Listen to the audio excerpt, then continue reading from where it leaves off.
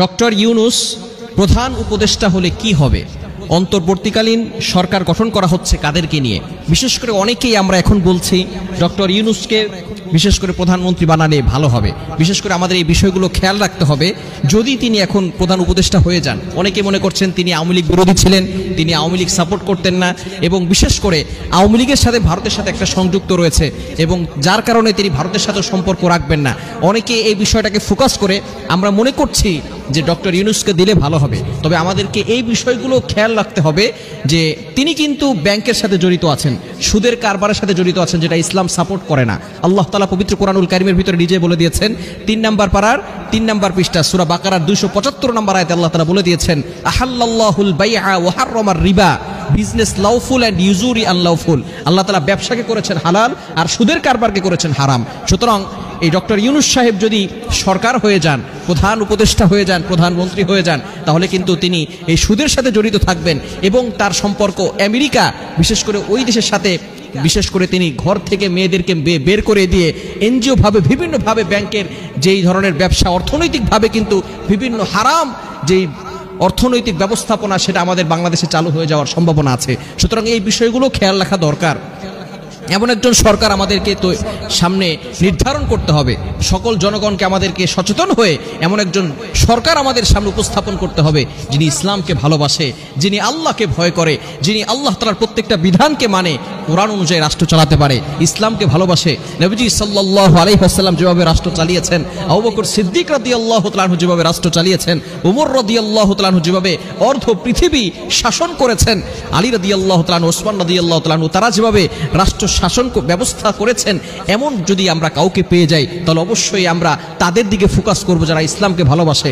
আমরা সামনে এমন একজন সরকারকে চাই যিনি আল্লাহকে ভয় করেন এবং প্রত্যেকটা মানুষকে ন্যায্য বিচার করেন, প্রত্যেকটা মানুষের হক, তাদের ন্যায্য আদায়গুলো, ন্যায্য পাওনাগুলো পরিপূর্ণভাবে আদায় করে দিতে পারে, যাদের বিচার কার্য ন্যায্য হয়, এমন একজন শাসক আমরা চাই, যেই শাসক আমাদের বাংলাদেশকে এমন একটা শিক্ষা ব্যবস্থা তৈরি করে দিবে যে শিক্ষা ব্যবস্থার কারণে আমরা সারা পৃথিবীকে চ্যালেঞ্জ করতে পারি।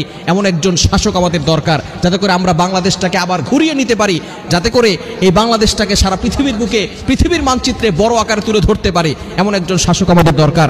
যদি আমরা আল্লাহর প্রিয় এমন একজন শাসককে পেয়ে যাই, তাহলে আমাদের বাংলাদেশকে সামনে অগ্রসর করা সম্ভব হবে। বিশেষ করে আমরা কোনো ব্যক্তির উপরে ফোকাস করব না।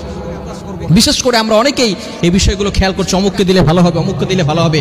আগে দেখতে হবে সে ইসলামিক মাইন্ডের কিনা, তার ভিতরে আল্লাহর ভয় আছে কিনা। কারণ আল্লাহ পাক রব্বুল আলামিন জানিয়ে দিয়েছেন, ওয়া ইয়াত্তাকিল্লাহা ইয়াজআল লাহু মাখরাজা, যার ভিতরে আল্লাহর তাকওয়া আছে, যার ভিতরে আল্লাহর ভয় আছে, তার জন্য আল্লাহ পাক রব্বুল আলামিন হাজারো দরজা খুলে দেন, তার জন্য আল্লাহ পাক রব্বুল আলামিনের সাহায্য আসে, আল্লাহ তাআলা তাকে ভালোবাসেন, আল্লাহ পাক রব্বুল আলামিন তাকে মহব্বত করেন। সুতরাং এমন শাসক আমরা চাই, যেই শাসক ন্যায্য বিচার করবে, যেই শাসক মানুষের হকগুলো পরিপূর্ণভাবে আদায় করবে এবং আল্লাহর ভয় তার ভিতরে থাকবে, সে কখনো বেইনসাফি করবে না।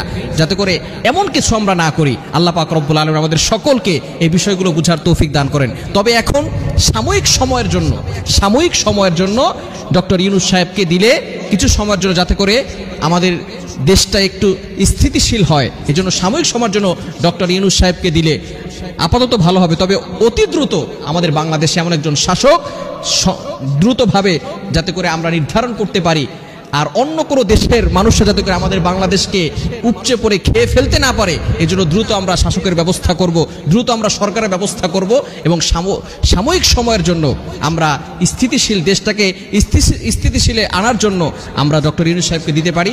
তবে আমাদের অবশ্যই খেয়াল রাখতে হবে ইসলামিক একজন সরকার যাতে করে আমাদের ভিতরে আসে এবং আল্লাহর ভয় তার ভিতরে থাকে। আল্লাহ তাআলা আমাদের